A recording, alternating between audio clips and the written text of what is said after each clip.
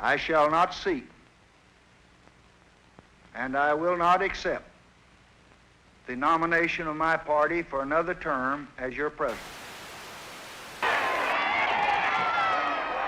Nixon chooses Chicago to open his assault on Humphrey in September. There, where only 1 week earlier streets and parks were battleground, the Republican draws 400,000 people. A triumphal first week carries him from Chicago to San Francisco and back across the land. Buoyant, wherever he campaigns, he underscores his message. The nerve center for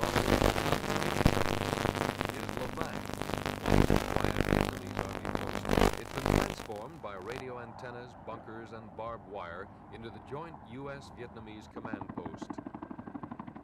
On the airstrip at Lafang, tons of artillery and ammunition are loaded and moved out to forward fire bases. The objective?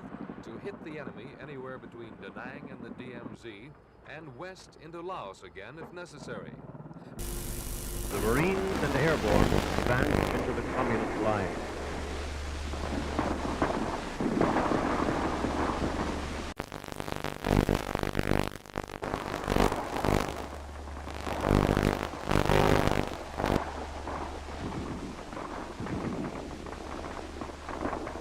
Tear gas grenades were fired at each target prior to the attack, allowing the populace a chance to escape.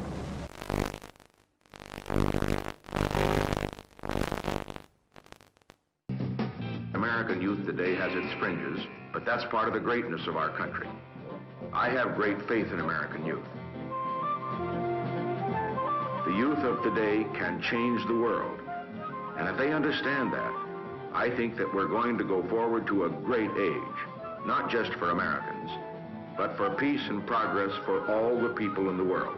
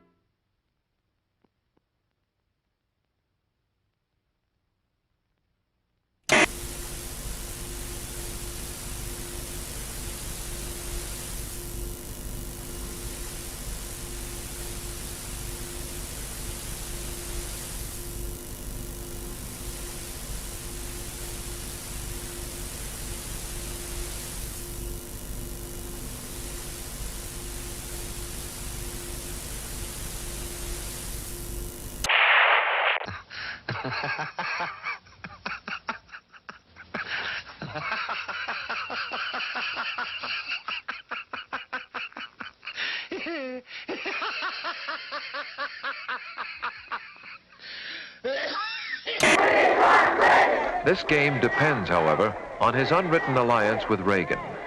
Announcing open candidacy, Reagan now speeds from caucus to caucus.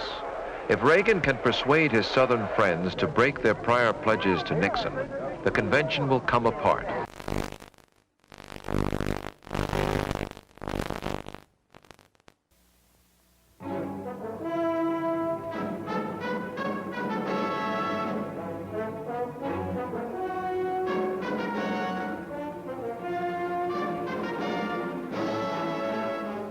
NASA, the National Aeronautics and Space Administration, presents Aeronautics and Space Report. At Christmas time, the crew of the USS Pueblo returned home after nearly a year of captivity in North Korea.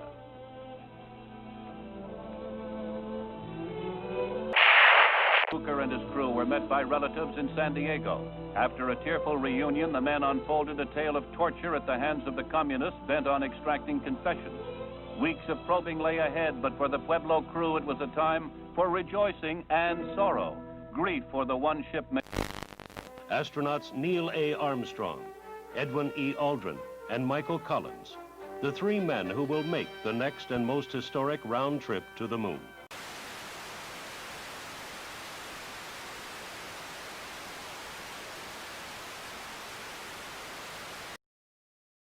Has maintained the closest surveillance of the Soviet military buildup on the island of Cuba. To halt this offensive buildup, a strict quarantine on all offensive military equipment under shipment to Cuba is being initiated. All ships of any kind bound for Cuba, from whatever nation or port, where they're found to contain cargoes of offensive weapons, be turned back. It shall be the policy of this nation to regard any nuclear missile launched from Cuba against any nation in the Western Hemisphere as an attack by the Soviet Union on the United States, requiring a full retaliatory response upon the Soviet Union. Communism's adventure in Cuba is a sophisticated one. Political, psychological, subversive, with paramilitary features.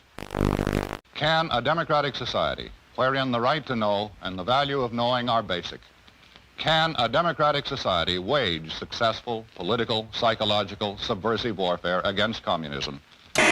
Leather is falling into step in the fall fashion parade.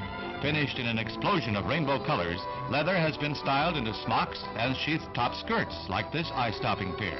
Just the thing for a day's outing at Sterling Forest Gardens in New York. In Trafalgar Square, 2,000 Londoners demonstrate against the United States blockade. Fidel Castro whips up a furor in Cuba, charging the United States with arming and training mercenary forces for an imminent invasion. He calls out some 200,000 militiamen for training and guard duty at key points throughout Havana.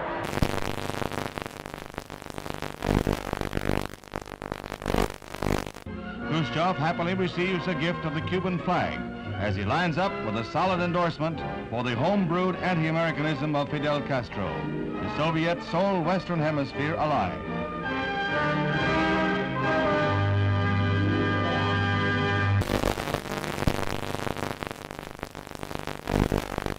As he arrives back in Washington, the president hears more bad news. China has just invaded India. Is this part of a two-pronged communist assault? Now the president must weigh all the factors one final time, then make his decision, knowing that whatever he does, he risks nuclear war.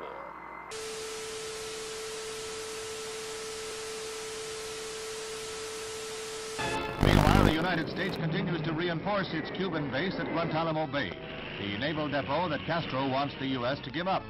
These Marines have been assigned the job of protecting the base against any Cuban threats that might arise during the present crisis. Mr. President, I am submitting today a resolution to the Security Council designed to find a way out of this calamitous situation. This resolution calls, as an interim measure under Article 40 of the Charter, for the immediate dismantling and withdrawal from Cuba of all missile and other offensive weapons. The inauguration of Abraham Lincoln as the 16th President of the United States is reenacted in the nation's capital 100 years after the event. There's a crowd larger than the original president this day, double the 10,000 of 1861. And the bright, balmy day is in marked contrast to the gloomy overcast of a century ago. Scenes familiar from history books and movies come to life at the Capitol as Mr. Lincoln arrives. He is portrayed. The following is the letter which has just been dispatched from the President to Chairman Khrushchev. I think that you and I, with our heavy responsibilities for the maintenance of peace, were aware that developments were approaching a point where events could have become unmanageable. So I welcome this message and consider it an important contribution to peace. It urgently recommends that the United States and the Soviet Union confer promptly on measures to remove the existing threat to the security of the Western Hemisphere and the peace of the world, and to report thereon to the Security Council. Earlier today, Secretary of Defense Robert McNamara announced that yesterday's photographic surveillance of Cuba indicated that the bases were being dismantled. But with increased United States aid and instruction, Vietnam soldiers learned to fight back against the communist Viet Cong.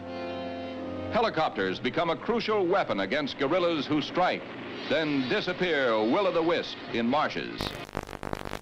Southeast Asia and Berlin are not the only hazard areas in the orchestrated struggle of the Cold War. There is Cuba, from which Bay of Pigs invaders hobble back when their ransom is paid. The president visits the big missile center at Vandenberg Air Force Base. He becomes the nation's first president to see an intercontinental ballistic missile fired when an Atlas D blasts off its pad to roar down the Pacific Missile Range in a perfect launch.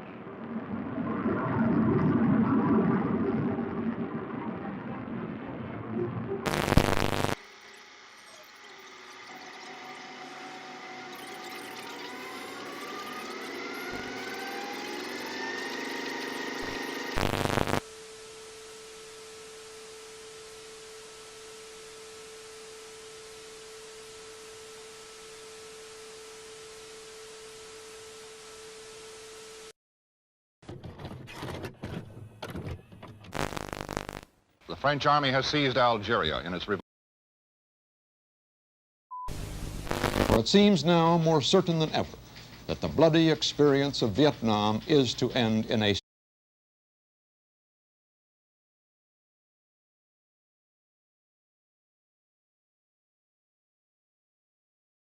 did the best they could. I am announcing today my candidacy for the presidency of the United States. I do not run for the presidency merely to oppose any man, but to propose new policies. So it just seems to me what is required in the United States is not what Vice President Humphrey has said, which is the politics of joy and the politics of happiness, but the politics of reality, what the problems are in the country. I mean, it's all fine that we have all of these. Thank you. You come with me.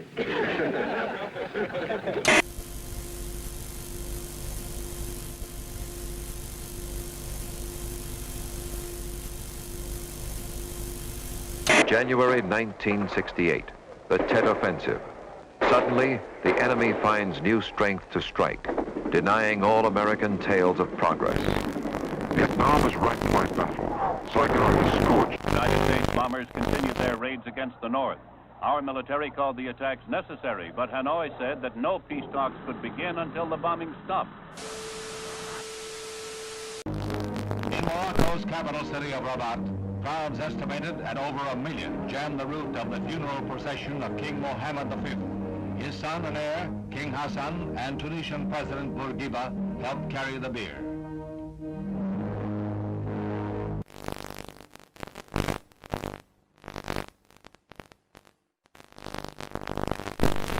When finally Vice Premier Key had to go on the air to announce a general curfew throughout the city and the imposition of martial law, he had to do it on the American Armed Forces radio station because his own Saigon radio station had been blown to pieces.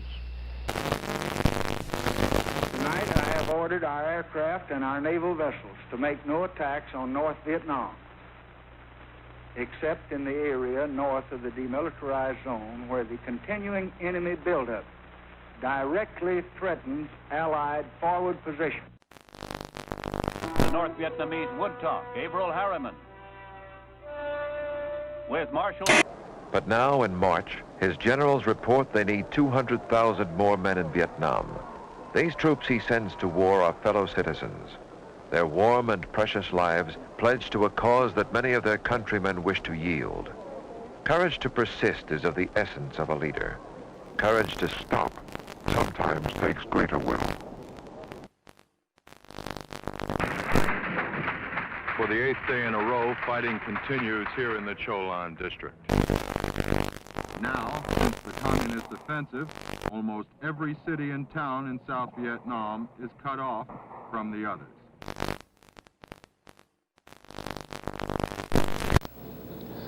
President Thieu of South Vietnam said today that anyone who advocates a coalition government for his nation is a traitor.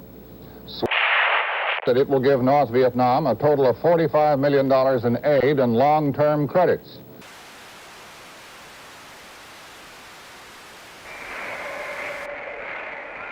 The minority chants its protest.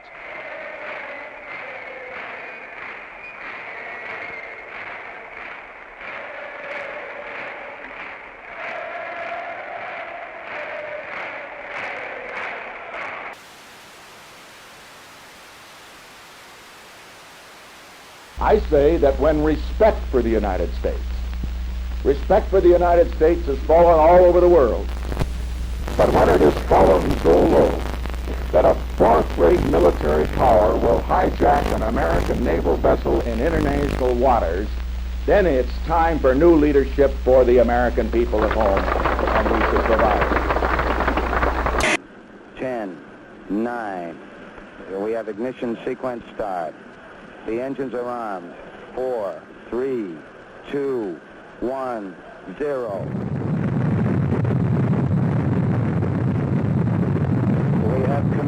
We have liftoff.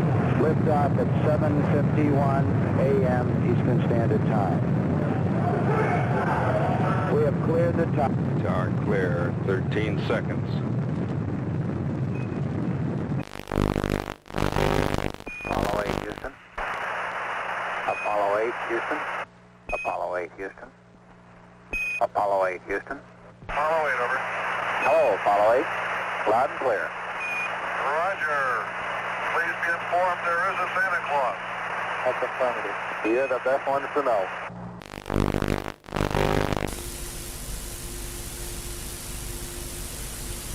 As Borman, Lovell, and Anders stepped onto the carrier deck, a huge and patriotic celebration broke loose in Mission Control. A celebration echoed by the hundreds of thousands of men and women who were Apollo 8.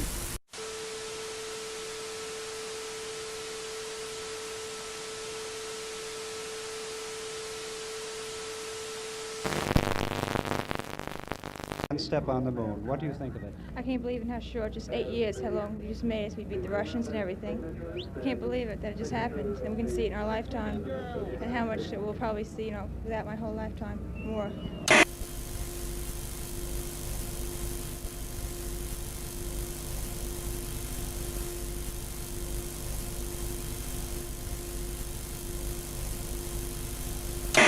Nowhere is the grotesque nature of this year's politics more vivid than in Washington. For the first time since the Civil War, soldiers must defend the Capitol. Machine guns turned upon Americans whose laws no longer bind.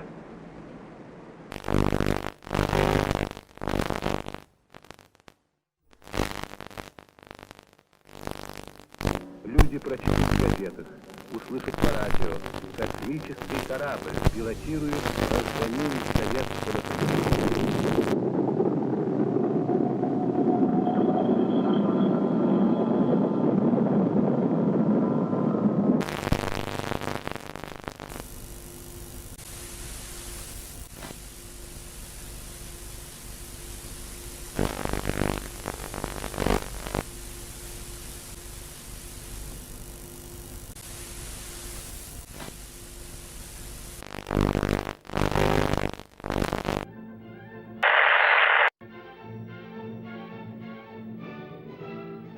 The feeling that I had when I won the Olympics was a feeling so proud and just wanting to belong to the country. And it's the most wonderful feeling anyone could ever have. The tragic news from Czechoslovakia shocks the conscience of the world. The Soviet Union and its allies have invaded a defenseless country to stamp out a resurgence of ordinary human freedom. It is a sad commentary on the communist mind that a sign of liberty in Czechoslovakia is deemed a fundamental threat to the security of the Soviet system. The excuse... Nejsilnější jsou u předsednictva vlády, které bylo obsazeno nejprve. Násilím byl odsud vyvlečen premiér Černík. Těla rozmístěná v parcích míří i na Pražský hrad. Tam v těchto chvílích dlí prezident republiky Ludvík Svoboda, který zhruba před 25 lety bojoval v čele našich jednotek spolu.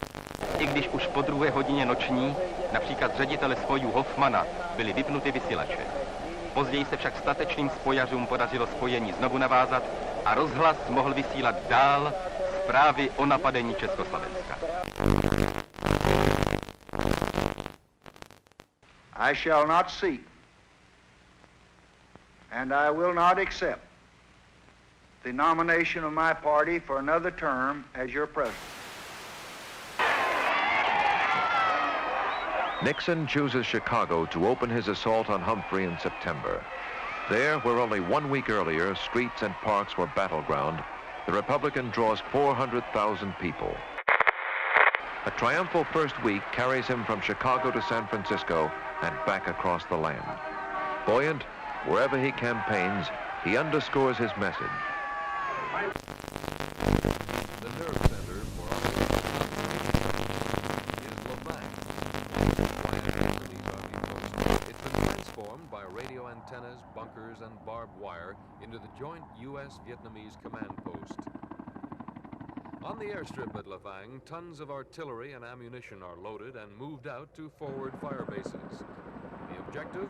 To hit the enemy anywhere between Da Nang and the DMZ and west into Laos again if necessary. The Marines and airborne advanced into the communist lines.